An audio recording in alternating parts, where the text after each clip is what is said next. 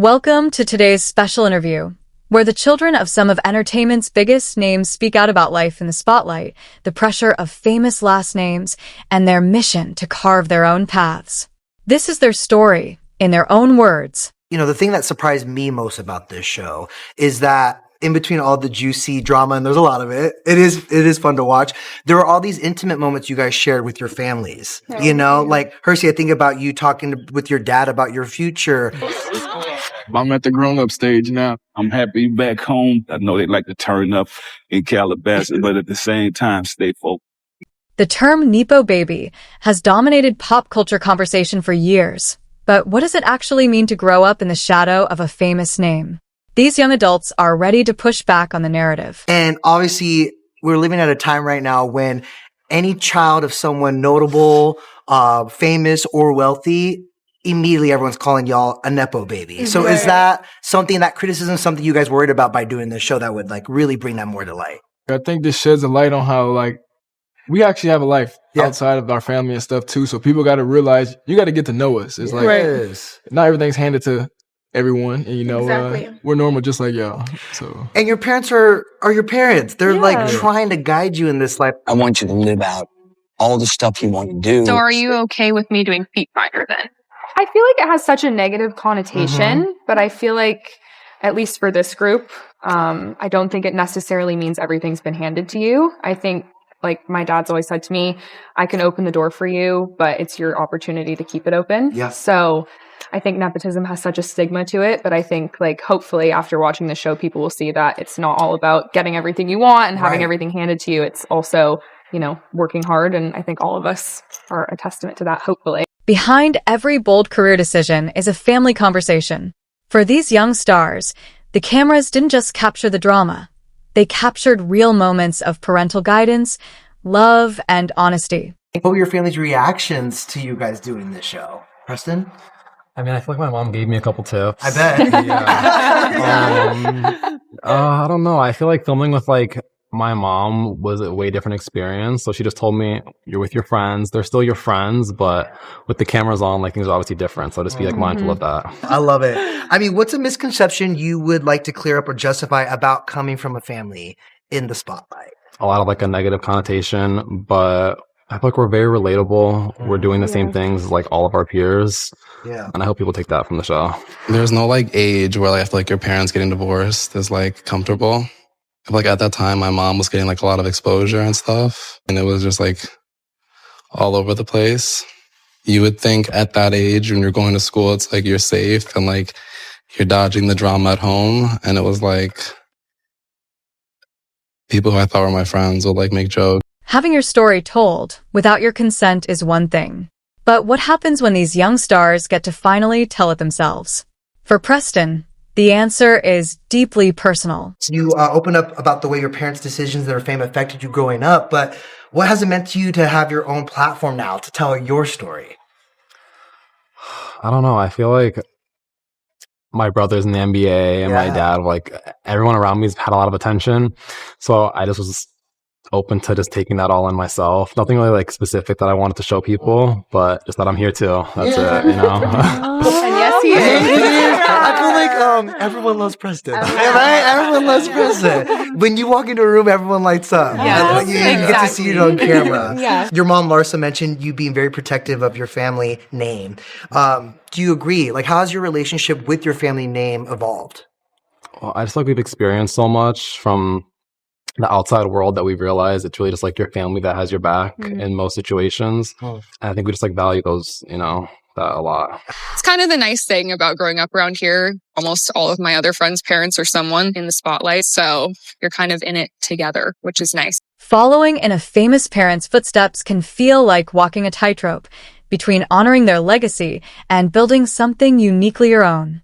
One guest opened up about navigating the modeling world with a legendary father watching. Raine, you opened up the season about starting your modeling career and the pressure and following in your dad's footsteps, right? So what type of conversations have you had with him about carving your own lane in this industry and in life? Yeah, I think, my dad's always been super supportive of everything that I've ever wanted to do. And, he's always said to me, if you want to do something in this industry, do it. If you don't want to do anything in this industry, I'm all for it. Whatever your passion is, just find it. And give it 100%. Yeah. And I think, I just turned 26. I'm still figuring that out. I have a lot of different, maybe it's my ADD, I don't know, a lot of different lanes that I go through. I'm like modeling, hosting, dog rescue, who knows, depends the day.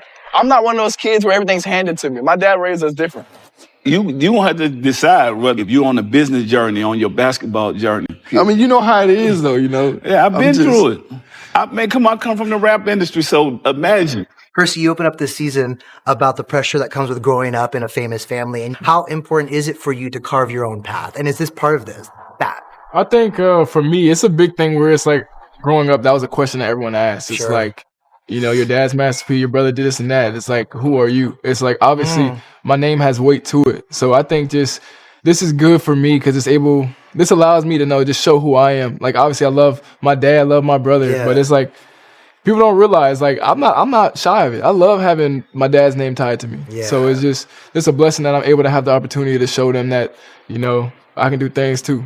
And again, it shows that not only you're your own person, but y'all are a support system for each other. Yeah. There is no ranking in family, right? Yeah. And that's a big thing where it's like all of our family, all of our families, we don't compare, and we're all close. Like, see you and Romeo go and get tattoos together. I'm like, yeah, that's what brothers do. Right. Absolutely. That's what it is. You announced at the end of the season that your basketball career is over, though. Yeah. So what's the next dream you're working So towards? it's actually the crazy thing is I end up getting my year back to play the last 10 games of the season. So as of right now, I'm trying to go pro. Let's go. I'm going to go to workout combine. And he will. And he will. And he will.